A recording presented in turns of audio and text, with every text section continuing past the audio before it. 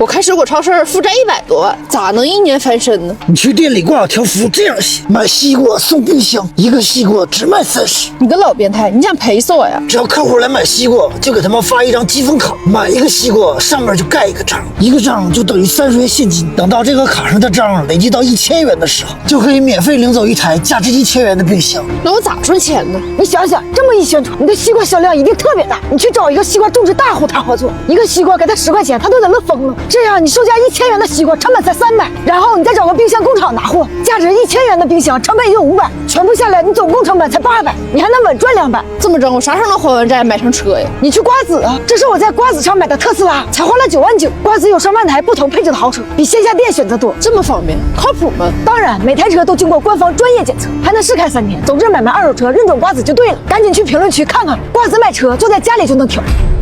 大爷，你真是神了！经过这番操作，现在每天在门口排队买西瓜的老头老太太络绎不绝，而且我每天拿手机现场直播，大家都以为出啥事儿了呢。每天围观人数也都在10万加，我现在在全城小有名气，生意一天比一天好。3个月我就锁住了2万多个顾客，目前进账300多万了。下一步我咋整啊？换成榴莲，继续操作。